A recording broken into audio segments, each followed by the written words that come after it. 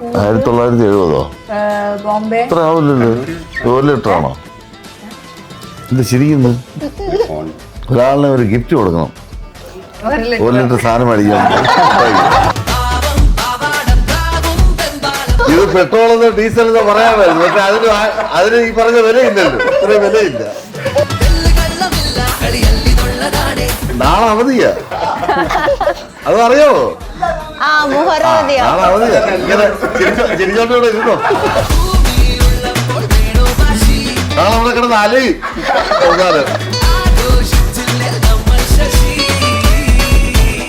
പക്ഷെ എന്നാലും ഈ അടിച്ചിട്ട് എങ്ങനെ ഫിറ്റ്നസ് ഒക്കെ മെയിൻറ്റെയിൻ ചെയ്യും? പോക്കറ്റിലുണ്ടോ?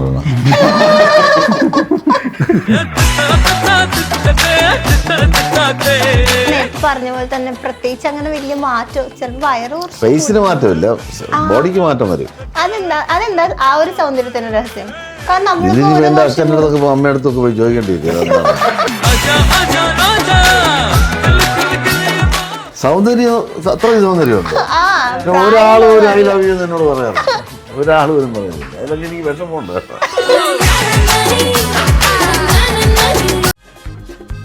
ഇഞ്ചി മൈ മീൽ പാർട്ട്ണർ.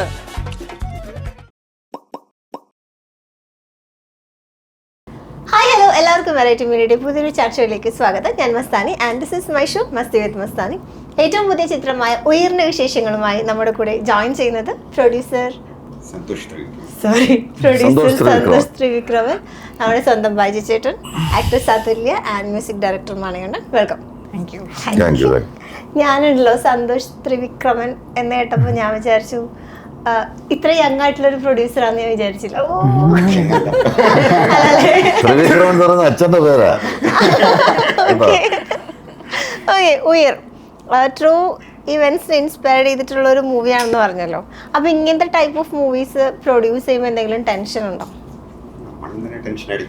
ചെറുതായിട്ട്. നടന്ന സംഭവമാണെങ്കിലും നടക്കാത്ത സംഭവമാണെങ്കിലും സിനിമ എടുക്കുമ്പോ സിനിമ അതിന്റെ വഴിക്ക് പോകും അല്ലേ?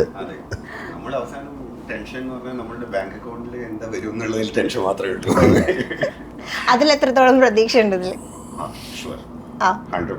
മുടക്കിയത് എങ്കിലും കിട്ടിയാൽ മതി അല്ലേ?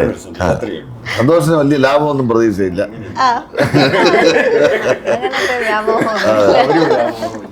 മുടക്കിയ കാശ് തിരിക്കണം.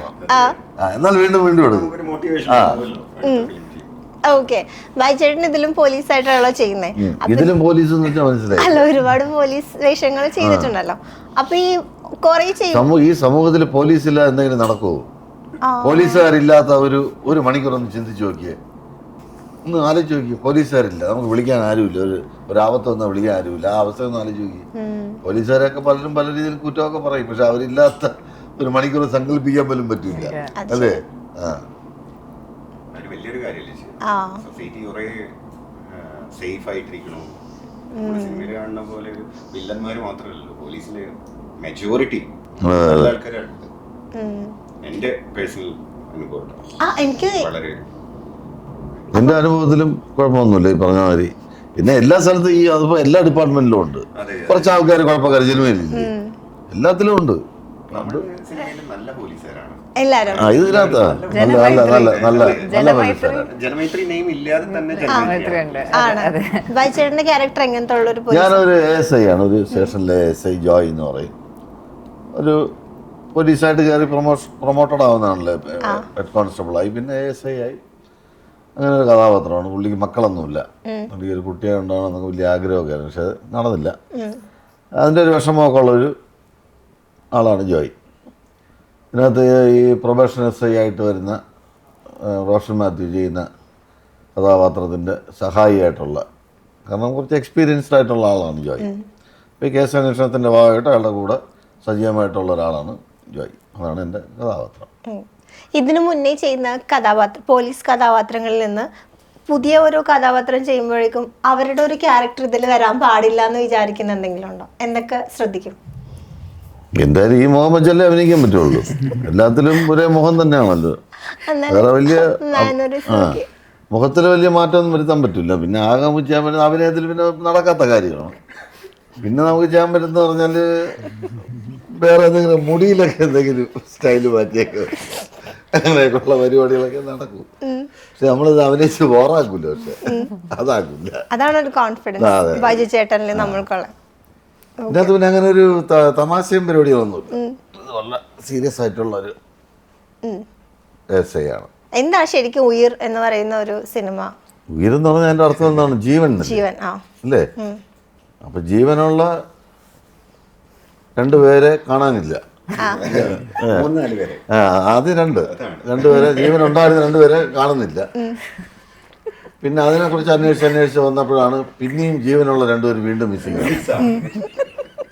അങ്ങനെ അവരെ അന്വേഷിച്ച് ഈ ഉയരന്വേഷിച്ച് അടക്കുകയാണ് ഈ ജോയിയും മറ്റേ നമ്മുടെ അജീവും. Okay okay. എങ്ങനെ ഈ ഒരു മൂവിയിലേക്ക് വന്നത്? എന്നെ നിഖില് ഇതിന്റെ റൈറ്ററും പ്രൊഡക്ഷനുള്ള ആളാണ്. അപ്പൊ നിഖിൽ എന്നെ വിളിച്ചായിരുന്നു. ഇങ്ങനെ ഒരു ക്യാരക്ടറുണ്ട്, റോഷന്റെ പേരായിട്ടാണ് വരുന്നത്. എന്നെ വിളിച്ചു, പത്മകുമാർ സാറിനെ കണ്ടു, ബ്രീഫ് ചെയ്തപ്പം ഓക്കെ ആയി. ഇതിന്റെ ഒരു ക്യാരക്ടറിന്റെ ക്യാരക്ടർ ഇത് ഒരു റോഷന്റെ വൈഫായിട്ടാണ് ക്യാരക്ടർ. ഇപ്പൊ IAS പഠിക്കുന്ന ഒരു കുട്ടിയാണ്, വീട്ടിലാണ്. എന്റെ സീൻസ് കൂടുതലും വീട്ടിലുള്ള സീൻസാ. അപ്പൊ ഇവിടെ പോലീസ് അല്ലാതെ വരുന്ന ഒരു കുറച്ചുകൂടെ ഒരു എന്താ പറയാ, കുറച്ചുകൂടെ പീസ്ഫുൾ ആയിട്ടുള്ള ഒരു അറ്റ്മോസ്ഫിയർ ആണ് വീട്ടില്. അപ്പം ആളുടെ പ്രശ്നങ്ങളും കാര്യങ്ങളും ഒക്കെ ഡിസ്കസ് ചെയ്യുന്ന ഒരു സ്പേസ് ആണ് വീട്. അങ്ങനെ ഒരു ഹോംലി ആയിട്ടൊരു ക്യാരക്ടറാണ്. ഓക്കെ. ഇതിപ്പോ ഒരു ത്രില്ലർ ടൈപ്പ് ഓഫ് മൂവി ആണല്ലോ. അപ്പൊ പൊതുവെ അങ്ങനത്തെ സിനിമയ്ക്ക് ഒരു മ്യൂസിക് ഡയറക്ഷൻ ചെയ്യുമ്പോൾ എങ്ങനെയായിരിക്കും മൈൻഡ്? ടെൻഷൻ ഉണ്ടോ? അല്ലെങ്കിൽ ആളുകൾ ആ ഒരു നമ്മളൊരു സീറ്റ് എഡ്ജിൽ ഇരുത്തണത് ശരിക്കും പറഞ്ഞാൽ ഈ മ്യൂസിക്കും ഭയങ്കര ഒരു ഇമ്പോർട്ടൻറ്റ് പാർട്ടാണല്ലോ. അപ്പൊ അതെങ്ങനെയാ നോക്കുന്നത്? ഇതിലും മൊത്തം ടെൻഷനായിരുന്നു. കാരണം എല്ലാവരോടും അഭിനയിച്ച് കുളമൊക്കെ വെച്ചേക്കല്ലേ, ഇതിനെങ്ങനെ ശരിയാക്കി എടുക്കുന്ന ടെൻഷനായിരുന്നു. അതല്ല, Padmakumar sir, Ranjan Abraham sir, എല്ലാവരും, ഷിബു ചക്രവർത്തി സാർ, ഇവരെല്ലാവരും ഭയങ്കര എന്താ പറയാ, ലെജൻസാണ്. അത്യാവശ്യം എക്സ്പീരിയൻസ് ഉള്ള ആളുകളുടെ ഇടയിൽ ഞാൻ വളരെ കുറച്ച് 1-2 പടങ്ങളാണ് ഇവര് എൻ്റെ സിനിമ കണ്ടിട്ടുള്ളത്. അങ്ങനെയാണ് ഞാൻ ഈ സിനിമ നിൽക്കണത്. സ്ക്രീനിൽ പരിചയം പോലത്തെ അങ്ങനെയും പറയണ നോക്കണ്ട.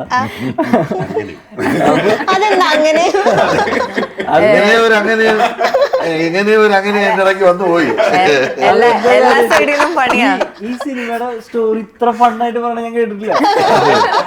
ഇപ്പൊ കുറച്ചു നേരത്തെ പറഞ്ഞു പപ്പേട്ടൻ്റെ ഈ സ്റ്റോറി പറയുമ്പോ ഞാൻ പേടിച്ചിരിക്കുക. ഇങ്ങനെയാണ് ഈ സ്റ്റോറി കേൾക്കണമെങ്കിൽ ഞാൻ വേറെ ലെവലായിന്. പിന്നെ വേറെ കാര്യം, സിനിമയിലെ BGM എന്ന് പറയുന്ന ഒരു വലിയ ഘടകമാണ്. മനസ്സിലായില്ലേ? ഈ അഭിനയം എന്ന് പറയുന്നത് പകുതിയേ ഉള്ളൂ, പകുതി BGM-ലാണ് പരിപാടി ഇരിക്കുന്നത്. ആപ്റ്റായിട്ടുള്ള മ്യൂസിക് ആ സിറ്റുവേഷനിൽ വന്നാല് അത് ഭയങ്കര ഫീലാവും. സിനിമയുടെ നട്ടല്ലാണ് ഈ BGM എന്ന് പറയുന്നത്. സത്യം. എനിക്ക് തോന്നുന്നു സിനിമയുടെ ഇപ്പൊ ഒരു സീനിന്റെ ഒരു മൂഡ് തന്നെ ചില BGM ഇട്ടാ മാറാറുണ്ട്. അത് കുറെ നമ്മൾ ഇൻസ്റ്റാഗ്രാം റീൽസിലൊക്കെ അങ്ങനെ കാണാറുണ്ട്. ഇപ്പൊ ഒന്നും വേണ്ട, ഒരു ഇൻസ്റ്റാഗ്രാമിൽ ഒരു ഫോട്ടോ പോസ്റ്റ് ചെയ്തിരിക്കും, ഒരു ഫോട്ടോ ഒരാളിങ്ങനെ ഇരിക്കും. അത് വെറുതെ കണ്ടു കഴിഞ്ഞാൽ അത് പെട്ടെന്ന് സ്ക്രോൾ ചെയ്ത് വിടും. പക്ഷെ അതിനൊരു മ്യൂസിക് കൂടെ ഉണ്ടെങ്കിലോ ഒരു 4 സെക്കൻഡെങ്കിലും നോക്കുന്നുണ്ട് അല്ലേ എന്ന് പറയുന്ന പോലെയാണ്. അത് നമ്മൾ കേട്ട് നമ്മൾക്ക് അറിയാവുന്ന മ്യൂസിക് കൂടെ ആണെങ്കിലാണ് കൂടുതൽ ത്രില്ല്.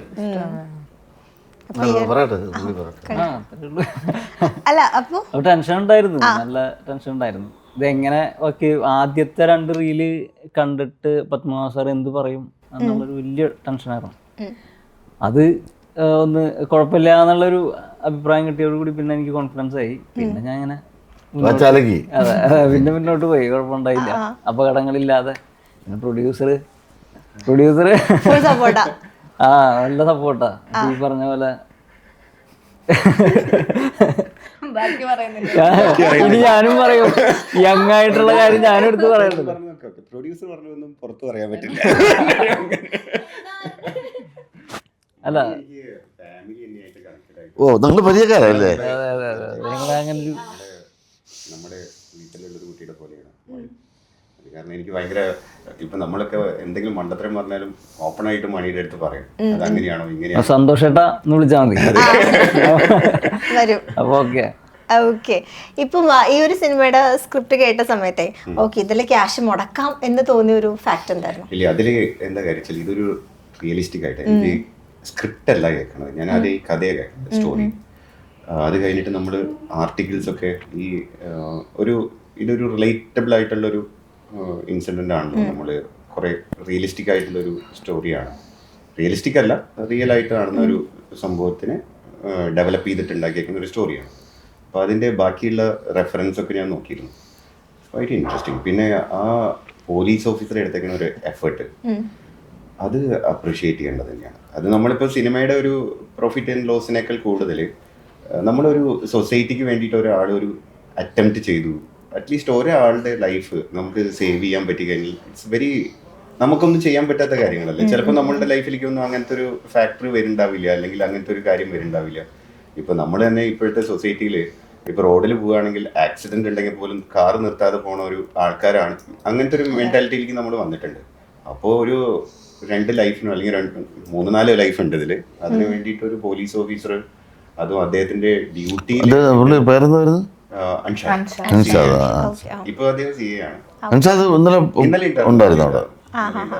ത്രൂ ഔട്ട് മൂവിയുടെ അദ്ദേഹത്തിന്റെ കോൺട്രിബ്യൂഷൻ ഉണ്ടായിരുന്നു. പിന്നെ പുള്ളി റിയലി അത് എക്സ്പീരിയൻസ്ഡ് ആയിട്ടുള്ള ഒരു പേഴ്സൺ അല്ലേ. നമ്മൾ സിനിമയിൽ കാണുമ്പോൾ ഒക്കെ ഒരു ഹീറോ അങ്ങനെ, അത് പക്ഷെ ഒരാളുടെ ലൈഫിൽ അത് ശരിക്കും എക്സ്പീരിയൻസ്ഡ് ആയിട്ട് പോകുമ്പോൾ അതിന്റെ ഇമ്പാക്ട് വേറെ. നിങ്ങൾ ആ ഒരു സീൻ ഷൂട്ട് ചെയ്യുന്ന ആ ഒരു മൊമെന്റിലും അതിന്റെ ഒരു ഇമ്പാക്ട് നിങ്ങൾക്കും ഫീൽ ചെയ്യുന്നുണ്ട്. നമുക്കൊക്കെ ഒരു ഫിലിം എന്ന് പറയുമ്പോൾ എന്താണ് നമ്മൾ ചെയ്യേണ്ടത്, അതിന്റെ നമ്മളിപ്പോ ഒരു ഫസ്റ്റത്തെ ഒരു മൂവിയിലേക്ക് കിടക്കണത് എങ്ങനെയാണ്, നമ്മൾ ഓട്ടോമാറ്റിക്കലി ഹീറോ ആയിട്ട് പോകും, ഹീറോ ആയി മാറും. നമ്മൾ അതിലത്തെ ക്യാരക്ടറായിട്ട് മാറുകയാണെങ്കിലാണ് നമുക്ക് ആ മൂവി കറക്റ്റ് ആയിട്ട് വരുന്നത്. അപ്പൊ നമുക്കൊക്കെ ദുഷ്ടന്മാരെയും അല്ലെങ്കിൽ ഗൂൺസിനെയും മറ്റുള്ളതൊക്കെ കാണുമ്പോൾ രജനി സാർ ആവാനും ലാലേട്ടൻ ആവാനും മമ്മൂക്ക ആവാനും ഒക്കെ താല്പര്യമുണ്ട്. പക്ഷെ ആവാൻ പറ്റാറില്ല. എന്താ കാര്യം വെച്ചാൽ അപ്പോൾ ഇങ്ങനെ റിയലിസ്റ്റിക് ആയിട്ട് ഒരാൾ ഉണ്ടെങ്കിൽ നമുക്ക് കുറച്ചെങ്കിലും അവൻ ശ്രമിക്കാലോ. ഇതിലൊരു ക്യാരക്ടർ ചെയ്യുന്നുണ്ടല്ലേ, ഇൻസ്പെക്ടറായിട്ട്, ഞങ്ങളുടെ മേലുദ്യോഗസ്ഥനായിട്ട് ഞങ്ങളെ പിടിച്ച് ഫയർ ചെയ്യുന്നതൊക്കെ ഉണ്ട്.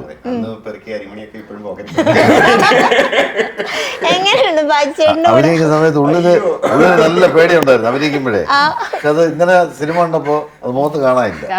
എന്തോ പരിപാടി കാശ് കൊടുത്തെന്തോ ആ പേടി എടുത്ത് കളഞ്ഞിരിക്കും. കുറച്ച് കാശ് ചെലവാക്കിയിട്ട്. അയ്യോ, അത് ഭയങ്കരമായിരുന്നു. എനിക്ക് എന്റെ മുമ്പിൽ നിൽക്കണത് എന്ന് പറഞ്ഞു കഴിഞ്ഞാൽ നന്നായിട്ട് ചെയ്ത കേട്ടോ. റോഷൻ ഈസ് എൻറ്റയർലി ഡിഫറെന്റ് സോണിലുള്ള ഒരു ആക്ടറാണ്. പിന്നെ അതേ എക്സ്പീരിയൻസ്ഡ് ആയിട്ടുള്ള ബൈറ്റ് ചേട്ടൻ, പിന്നെ അപ്പുറത്ത് വിനീത് തട്ടില്. ഇവരെ 3 പേരെയാണ് ആ CI ചീത്ത പറയുന്നത്. റിയൽ ആയിട്ടുള്ള ഒരു CIക്ക് പോലും ചിലപ്പോൾ പറ്റില്ല. 3 പേരെ ചീത്ത പറയും. പക്ഷേ താങ്ക് ഗോഡ്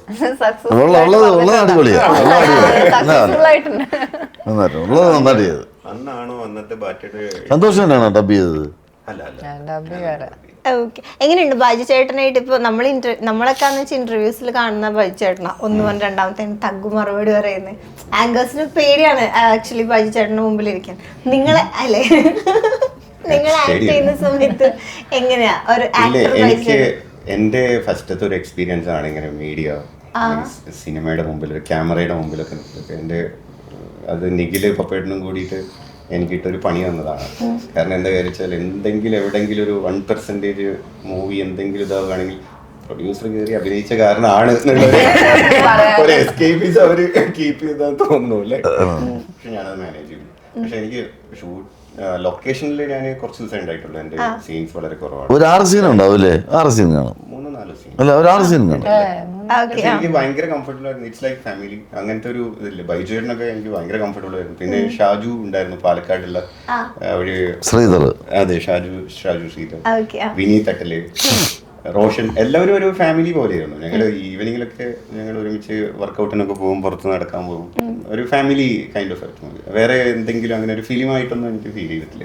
ആദ്യം എടുത്ത പടങ്ങൾ അത് ചോദിക്കൂ. ഫസ്റ്റ് വേറെ പടം ചെയ്തിട്ടുണ്ടോ? കുഞ്ഞമണി, പ്രിയനോട്ടത്തിലാണ് എന്റെ പ്രൊഡക്ഷനിൽ. ഞാൻ വേറെ കുറച്ച് പ്രൊഡ്യൂസേഴ്സും മറ്റുള്ളതൊക്കെ ആയിട്ട് നമ്മളിങ്ങനെ ഇൻവെസ്റ്റ്മെന്റ് മറ്റുള്ളതൊക്കെ ആയിട്ട് സഹകരിച്ചിട്ടുണ്ട്. ഷോൺ ബാനറിൽ ചെയ്ത് പ്രിയനോട്ടത്തിലാണ്. നന്നായിരുന്നു, നല്ല ആൾക്കാരായിരുന്നു അന്ന്. ഷറഫ്, എല്ലാവരുമായിട്ട് റിലേഷൻ ഉണ്ട്. അതിനുശേഷം കുഞ്ഞമണീസ് ഹോസ്പിറ്റൽ അത്ര വർക്കായില്ല. പിന്നെ ഒരെണ്ണം കൂടി ചെയ്തു, ഒരു സീക്രട്ട് ഹോം എന്ന് പറഞ്ഞത്. Secret home. ഓക്കെ. അത് ചന്തുനാഥ്, മോഹൻ, ശിവദ, അപർണ ഒക്കെ ആയിട്ട് നല്ല നല്ല മൂവിയായിരുന്നു. പക്ഷെ അത് എല്ലാവരും ആക്സെപ്റ്റ് ചെയ്യണമെന്നില്ലല്ലോ. നല്ല മൂവി ആണെങ്കിൽ കൂടി ആൾക്കാരിലേക്ക് എത്തണം, പിന്നെ അവരെ ആക്സെപ്റ്റ് ചെയ്യണം. നമുക്ക് പറയണ നല്ല മൂവീസ് ഒന്നും പബ്ലിക് ആക്സെപ്റ്റ് ചെയ്യണമെന്നില്ലല്ലോ. അവരുടെയൊക്കെ ടേസ്റ്റ് വേറെ ആയിരിക്കും. പ്രിയനോട്ടത്തിലാണോ നോട്ടത്തില് നല്ല കാശ് കിട്ടിയോ? കാശ് കിട്ടി. കിട്ടി. ബൈജു ചേട്ടന് പ്രൊഡ്യൂസ് ചെയ്യാൻ ഞാൻ ഇങ്ങനെയൊക്കെ ജീവിച്ച് പോകുന്ന കണ്ടിട്ട് പക്ഷെ ഇപ്പൊ ഒരു ബിസിനസ് ഒക്കെ സ്റ്റാർട്ട് ചെയ്തില്ലേ? ബിസിനസ് തുടങ്ങി എന്തിനാണ്? അത് ജീവിക്കാൻ വേണ്ടി തുടങ്ങിയല്ലേ. സിനിമയിലും ഇൻവെസ്റ്റ് ചെയ്തു. സിനിമ ഇല്ലാതായി കഴിഞ്ഞാൽ എന്ത് ചെയ്യും? വേറെ ബിസിനസ് അതുകൊണ്ട് തുടങ്ങിയതാണ്. ഇലക്ട്രിക് സ്കൂട്ടർ JVK മോട്ടോഴ്സ്, അതിന്റെ ട്രിവാൻഡ്രം ഡീലർഷിപ്പാണ് എടുത്തത്. ഒരു സ്കൂട്ടർ വിറ്റ് എത്ര രൂപ കിട്ടുമെന്നൊന്നും ചോദിക്കരുത്. ചോദിക്കരുത്. പ്രൊഡക്ഷൻ ഒരു മോശം ബിസിനസ് ആണ്. ഇപ്പോ ഗവൺമെന്റ്, നമ്മുടെ സ്റ്റേറ്റ് ഗവൺമെന്റ് വ്യവസായമായിട്ട് പ്രൊഡക്ഷൻ ഒരു മോശം ബിസിനസ് ഒന്നുമല്ല. നമ്മൾക്ക് നല്ല ടീം ഉണ്ടായിരിക്കണം, നല്ല കോർഡിനേഷൻ ഉണ്ടായിരിക്കണം, വിശ്വസിക്കാൻ പറ്റുന്ന ആൾക്കാരുണ്ടായിരിക്കണം. നമ്മളുടെ എൻ്റെ മൂവി ചിലതൊന്നും വർക്കൗട്ട് ആവാതിരുന്നത് എന്ന് പറഞ്ഞു കഴിഞ്ഞിട്ടുണ്ടെങ്കിൽ കുറെ മിസ്റ്റേക്സ് നമുക്ക് പറ്റി. പിന്നെ ആദ്യം നമ്മളെല്ലാം വരുമ്പോൾ തന്നെ നമുക്ക് എല്ലാ ബിസിനസ്സും സക്സസ് ആവണമെന്നില്ലല്ലോ. പക്ഷെ സിനിമ ചെയ്യുന്നതിന് മുമ്പായിട്ട് പഠിച്ചിട്ട് വരുന്നത് നല്ലതായിരിക്കും. കാര്യം ഒരു ഇൻവെസ്റ്റ്മെന്റ് കൂടുതലല്ലേ, അതുകൊണ്ട് പഠിച്ചിട്ട് വരുന്നത് തന്നെയാണ് നല്ലത്. എല്ലാ ബിസിനസ്സുകാർക്കും കോമൺ ആയിട്ടുള്ള ഒരു ഫാക്ടറാണ് ഒരു റെസ്റ്റോറന്റ് തുടങ്ങണം, ഒരു സിനിമ എടുക്കണം. എനിക്ക് അങ്ങനെ തോന്നിയിട്ടുണ്ട്. അപ്പൊ ഇനി അടുത്ത റെസ്റ്റോറന്റ് ആണോ? അല്ല, ഓൾറെഡി റെസ്റ്റോറന്റ് അതെവിടെ? യൂറോപ്പിലല്ലേ? ദുബായിലാണ്. ഓ, ദുബായിലാണ്. നമുക്ക് സിനിമയിൽ തന്നെയല്ല എന്റെ ഫസ്റ്റത്തെ ലോസ് ഒക്കെ കുറേ ഉണ്ടായിട്ടുണ്ട്. ഞാൻ കുഞ്ഞമ്മയുടെ ഇന്റർവ്യൂ ഞാൻ എടുത്തിട്ടുണ്ടായിരുന്നു, നൈല ചേച്ചിനെ കേട്ടോ. അപ്പൊ ആ സമയത്ത് ഈ സിനിമ തിയേറ്ററിൽ അൺഫോർച്ചുനേറ്റ്ലി എനിക്ക് കാണാൻ പറ്റില്ല. അപ്പൊ ഓഫ് കോഴ്സ് OTT-ൽ ഇറങ്ങുമെന്ന് വിചാരിച്ചു ഞാൻ കുറെ വെയിറ്റ് ചെയ്തിരുന്നു. പക്ഷെ അത് സ്റ്റിൽ വന്നിട്ടില്ല. അതെന്താ കാര്യം? OTT-ക്ക് അതിൻ്റെതായ കുറെ ക്രൈറ്റീരിയസ് ഉണ്ട്. അത് നമ്മളുടെ ആസ് എ പ്രൊഡ്യൂസർ അവരായിട്ട് മാച്ചിങ് ആവണം. നമ്മൾക്ക് വെറുതെ കൊണ്ടുപോയിട്ട് നമ്മളുടെ ഒരു ക്രിയേറ്റിവിറ്റി വെറുതെ കൊണ്ടുപോയിട്ട് ഒരു ചവറ് പോലെ ഇടാൻ പറ്റില്ലല്ലോ. അപ്പം നമ്മളുടെ ടേംസ് ഓക്കെ അല്ലെങ്കിൽ ഞാൻ എന്താ വിചാരിക്കണമെന്ന് വെച്ചാൽ, എനിക്ക് ഒരു പ്രൊഡ്യൂസർ എന്നുള്ളതിൽ ഒരു ഇതെങ്ങനെയെങ്കിലും സെല് ചെയ്തിട്ട് അത് എങ്ങനെയെങ്കിലും എൻകാഷ് ചെയ്യണം എന്നുള്ളൊരു താല്പര്യം എനിക്കില്ല. ഇതിൽ ക്രിയേറ്റീവ് സൈഡിൽ കുറേ ആൾക്കാരുണ്ട്, അവരുടെ എഫേർട്ട് ഉണ്ട്. നല്ല മൂവി മോശം മൂവി എന്നുള്ളത് ഞാനങ്ങനെ കാറ്റഗറൈസ് ചെയ്യാറില്ല. നല്ല മൂവി മോശം മൂവി ഒന്നുമില്ല, എല്ലാവരും നല്ല ഉദ്ദേശത്തോട് കൂടിയിട്ട് തന്നെയല്ലേ മൂവി ചെയ്യണം. അപ്പോൾ അതിനെ വി ഷുഡ് വാല്യൂ. അതിന് നമ്മളതിൻ്റെ സമയമാകുമ്പോൾ OTT-ൽ വരും. എങ്ങനെയുണ്ടായിരുന്നു ഇപ്പം ഷൂട്ട് അല്ലാത്ത സമയത്ത് ബൈജു ചേട്ടനായിട്ടുള്ള മൊമെന്റ്സ് ഒക്കെ? ഞാൻ നേരത്തെ കേട്ടായിരുന്നു കുറെ ന്യൂജൻ വേർഡ്സ് ഒക്കെ പഠിപ്പിച്ചു കൊടുത്തു. ഞാനല്ല, അത് വേറെ ന്യൂജൻ വേർഡ്സ് അതല്ല നമ്മളെ ഇത്തവണത്തേക്ക് ക്ഷമിച്ചിരിക്കും. ഇനി ആവർത്തിക്കരുത്. നല്ല എക്സ്പീരിയൻസ് ആയിരുന്നു. വേറെ ഒന്നുമല്ല, പക്ഷേ ക്യാമറമാൻ കസേര ഒടിഞ്ഞ് താഴെ വീണു. അതാണ് പറഞ്ഞത്. അല്ലെങ്കിൽ എന്നോടാന്ന് വിചാരിക്കണോ? ഓക്കെ. ഇപ്പൊ ബൈജുചേട്ടന് ഇപ്പൊ ആരെങ്കിലും കോണ്ടാക്ട് ചെയ്യണോ ഒരു സ്ക്രിപ്റ്റ് പ്രൊഡ്യൂസ് ചെയ്യാൻ പറഞ്ഞിട്ട്? അപ്പൊ അഥവാ പ്രൊഡ്യൂസ് ചെയ്യുകയാണെങ്കിൽ എങ്ങനെയുള്ള ഒരു സ്ക്രിപ്റ്റ് ആയിരിക്കണം? അങ്ങനെയൊക്കെ ഉണ്ടോ? കാശ് തിരിച്ച് കിട്ടുന്ന പടമേ ചെയ്യാവുള്ളൂ. മഹാകാവ്യം ഒന്നും എടുത്ത് വെച്ചിട്ട് കാര്യമില്ല. മഹാകാവ്യം കാണാനുള്ള ആൾക്കാരൊക്കെ വളരെ കുറവാണ്. അപ്പോൾ നമ്മളിപ്പോൾ ഒരു 5 കോടി രൂപ മുടക്കി, ഒരു 5.5 കോടിക്ക് ഒരു 50 ലക്ഷം രൂപയ്ക്ക് ലാഭം കിട്ടണ്ടേ? അല്ലെങ്കിൽ നഷ്ടം വരാതെങ്കിലും ഇരിക്കണ്ടേ? അതുകൊണ്ടാണ് ഞാൻ ഈ പരിപാടിക്ക് നിൽക്കാത്തത്. ഇന്ന് ഉറപ്പില്ലല്ലോ. പിന്നെ കുറേയൊക്കെ നമുക്ക് കഥ കേൾക്കുമ്പോഴൊക്കെ അറിയാൻ പറ്റും ഇതിന് ഓടാനുള്ള സാധ്യത ഉണ്ടോ ഇല്ലയെന്നൊക്കെ ഉള്ള അറിയാൻ പറ്റും. ഇതുവരെ ചെയ്യേണ്ടി വന്നിട്ടില്ല. ഇനി ഞങ്ങൾ ഭാവിയിൽ ചെയ്യുമെന്ന് അറിയില്ല. എങ്ങനെയുണ്ട് പുതിയ വണ്ടി എടുത്തിട്ട്? വണ്ടിയോ? വണ്ടി നമ്മുടെ ഹൈക്രോസാ. കൊള്ളാം. ഫസ്റ്റ് ട്രിപ്പ് ഒക്കെ പോയോ? ഇവിടെ തന്നെ വന്നത് ഫസ്റ്റ് ഇന്റർവ്യൂനോ? കൊച്ചിയിലാ വന്നത്. നല്ല ട്രിപ്പല്ലേ? എല്ലാം അറിയുന്നുണ്ടല്ലേ? അറിയുന്നുണ്ട്. ഇപ്പൊ എന്താ ഫിറ്റ്നസ് വീഡിയോസ് ഒന്നും ഇടാത്തെ? എന്റെ ഇൻസ്റ്റയിലുണ്ടോ? അല്ല, ഞാൻ കാണുമല്ലോ. ഫിറ്റ്നസ് വീഡിയോ ഇടണം, കുറച്ച് ദിവസമായി അത് ഇവിടെ അത് ഇനി ഇടാറില്ല. ബൈജേട്ടന്റെ ഫിറ്റ്നസ് വീഡിയോ കാണുമ്പോഴാണ് നമുക്കൊരു മോട്ടിവേഷൻ. ഇപ്പൊ ഭയങ്കര ജിമ്മാണ് ഇപ്പൊ. എങ്ങനെ ഫിറ്റ്നസ് ഇപ്പോഴും ഇങ്ങനെ കാത്തു സൂക്ഷിക്കുന്നത്? കാത്തൊന്നും സൂക്ഷിക്കുന്നില്ല, എന്ത് കാത്തില്ല, സന്തോഷമൊക്കെ ഇല്ല, ഇരിക്കുന്നുണ്ട്, വയറൊന്നുമില്ല, നമ്മുടെ വയറുണ്ട്, വേറെ പക്ഷേ മറ്റേ പുള്ളപ്പൊക്കെ അതൊക്കെ ചെയ്യും, അതൊക്കെ ചെയ്യും. അത് കൈക്ക് സ്ട്രെങ്ത് ഉള്ളതുകൊണ്ട് അത് ചെയ്യാൻ പറ്റും, അതൊക്കെ ചെയ്യാൻ പറ്റും, അതൊക്കെ ഇപ്പോഴും ചെയ്യും. വയറ് കുറയ്ക്കണം. ഡയറ്റ് ഡയറ്റ് എന്ന് പറഞ്ഞാൽ അതിന് വേണ്ടിയുള്ള ഭക്ഷണമൊന്നും കഴിക്കുന്നില്ല, ഞാൻ കുറച്ചേ കഴിക്കുള്ളൂ ആരോഗ്യം. പക്ഷെ എന്താണെന്ന് പറഞ്ഞില്ല, ഒരു ഏജൊക്കെ കഴിയുമ്പോൾ സംഭവിക്കുന്ന ഒരു മാറ്റങ്ങളാണ് നമ്മുടെ ശരീരത്തിൽ. പക്ഷെ നേരത്തെ പറഞ്ഞ പോലെ തന്നെ പ്രത്യേകിച്ച് അങ്ങനെ വലിയ മാറ്റം, ചിലപ്പോൾ വയറ് കുറച്ച് ഫേസിന് മാറ്റമില്ല, ബോഡിക്ക് മാറ്റം വരും. 12 വയസ്സ് തൊട്ട് ഒരേ ഫേസാ. അതെങ്ങനെ അങ്ങനെ? 12 വയസ്സുള്ള ആള് മീശ വെച്ചതേ ഉള്ളൂ. അത്രേ ഉള്ളൂ. അതെന്താ ആ ഒരു സൗന്ദര്യത്തിന്റെ രഹസ്യം? കാരണം ഇതിന് എന്റെ അച്ഛൻ്റെ അടുത്തൊക്കെ അമ്മയുടെ അടുത്തൊക്കെ പോയി ചോദിക്കേണ്ടി വരും എന്താണ് സൗന്ദര്യം. അത്രയും സൗന്ദര്യമുണ്ട്. ഒരാളും ഒരു ഐ ലവ് യു എന്നോട് പറയാറുണ്ട്, ഒരാൾ പോലും പറയുന്നില്ല. അതിലൊക്കെ എനിക്ക് വിഷമമുണ്ട്. അതെന്ത് കാണുന്ന ആൾക്കാർ ഇതിന് ശേഷം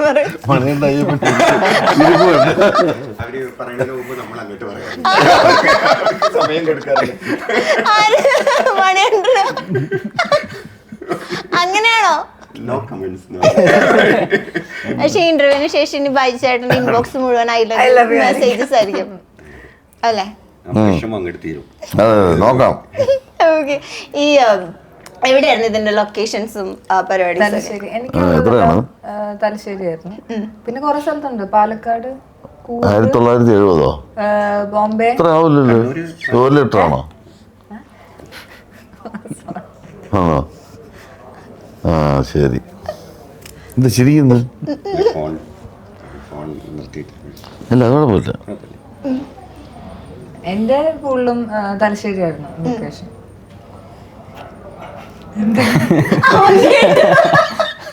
ഞാൻ പറഞ്ഞ കേട്ടല്ലേ?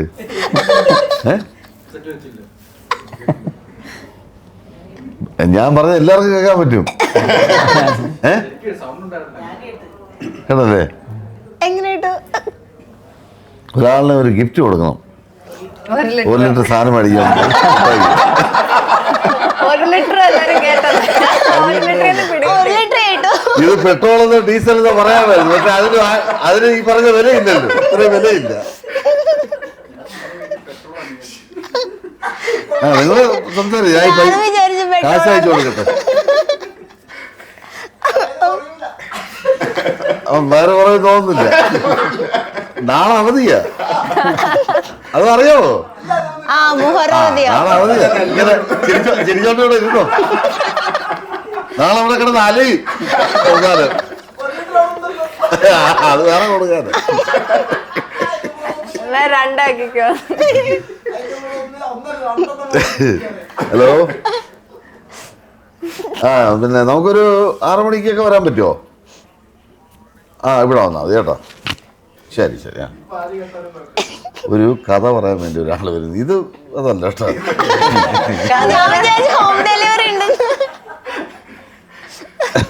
Okay okay. തലശ്ശേരിയിലേക്ക് ഇരുന്ന് ഷൂട്ടോ. ശരി.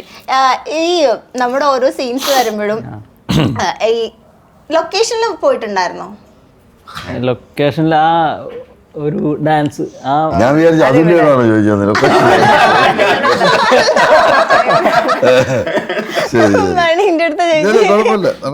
ഒരു ഒരു ഐറ്റം സോങ് ഉണ്ടായിരുന്നു, ആ ഷൂട്ടിന് അത് മാത്രമേ പോയുള്ളൂ. ഓക്കെ.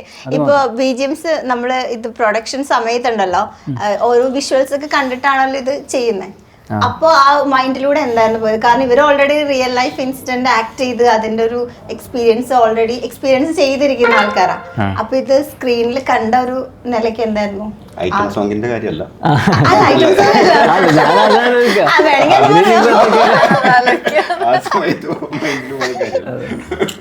അപ്പൊ അത് എനിക്ക് ഈ ക്ലൈമാക്സ് പോർഷൻസ് എനിക്ക് വെറുതെ ഒരു എഡിറ്റഡ് അല്ല, വെറുതെ റഫ് എഡിറ്റ് ചെയ്തിട്ട് നിഖിലായിട്ട് എനിക്ക് തൃശ്ശൂർ വന്നിട്ട് എനിക്ക് കാണിച്ചു തന്നിട്ടുണ്ടായിരുന്നു. അത് കണ്ടപ്പോഴാണ് ശരിക്കും സത്യത്തിൽ കിളി പോയത്. കാരണം ഞാൻ വിചാരിച്ച് നോർമൽ ത്രില്ലർ എന്ന് പറയുമ്പോൾ പിന്നെ അതിങ്ങനെ ഒരു ക്യൂരിയോസിറ്റി ഇങ്ങനെ കീപ്പ് ചെയ്ത് കൊണ്ടുപോകുന്ന അങ്ങനെയാണെന്നാണ് വിചാരിച്ചിട്ടുണ്ടായിരുന്നത്. പക്ഷേ എൻഡിൽ ക്ലൈമാക്സിൽ ഹെവി സെന്റിമെന്റ്സും അത്യാവശ്യം പണിയെടുക്കാനുണ്ടായിരുന്നു. എന്നിട്ട് നിഖിലേട്ടൻ പറഞ്ഞു BGM ഓക്കെ അല്ലെങ്കിൽ ഞാൻ ഒരിക്കലും പറയില്ല, ഞാൻ അഡ്ജസ്റ്റ്മെന്റ് ആയിട്ട് പറയില്ല. എനിക്ക് ഈ പടത്തിന്റെ സെക്കൻഡ് ഹാഫാണ് ഇഷ്ടപ്പെട്ടത്. സെക്കൻഡ് ഹാഫ് ഭയങ്കര കാച്ചിങ് ആണ്. സെക്കൻഡ് ഹാഫാണ് ഇപ്പൊ എനിക്ക് പണിയായിരുന്നു. ഏറ്റവും അവസാനത്തെ റീലൊക്കെ ഒരു പപ്പേട്ടൻ വന്ന് കാണാൻ ഇപ്പൊ മോർണിംഗ് വരാന്ന് പറഞ്ഞു. എന്നിട്ട് ഞാൻ ഒന്നും കൂടെ അന്ന് തന്നെ ഇരുന്ന് രണ്ടാമത് ഒന്നും കൂടെ പണിത് ഒരു 3 ദിവസം കഴിഞ്ഞിട്ട് പിന്നെയാണ് കാണിച്ചത്. ഈ എനിക്ക് വർക്കാവില്ല എന്ന് തോന്നിയിട്ട് അപ്പൊ 2-3 ആവർത്തിക്ക് ചെയ്യേണ്ട വന്നിട്ടുണ്ട്. കുറച്ച് ടെൻഷൻ തന്നെയായിരുന്നു അത്. ചേട്ടന്റെ സിനിമകള് എല്ലാ സിനിമകളും തിയേറ്ററിൽ പോയി കാണാറുണ്ടോ? ഇല്ല, OTT അങ്ങനെ നിർബന്ധമൊന്നുമില്ല. ചിലത് കാണും, ചിലത് കാണാൻ പറ്റാറില്ല. എന്നാലും ഏറ്റവും ഭയങ്കരമായിട്ട് ആഗ്രഹിച്ചു പോയി കണ്ട ഒരു സിനിമ ഏതാ സ്വന്തം? അത് കുറേ സിനിമ കണ്ടിട്ടുണ്ട്. പെട്ടെന്ന് ഓർമ്മ വരുന്നു. RDX, ലൂസിഫർ, മിന്നൽ മുരളി, തിയേറ്ററിൽ അതൊക്കെ തിയേറ്ററിൽ കണ്ടാലേ അത് വൈബ് കിട്ടുള്ളൂ, സുഖം കിട്ടുള്ളൂ. പക്ഷെ എന്നാലും ഈ അടിച്ചിട്ട് എങ്ങനെ ഫിറ്റ്നസ് ഒക്കെ മെയിൻറ്റെയിൻ ചെയ്യുന്നു? പോക്കറ്റിലുണ്ടോ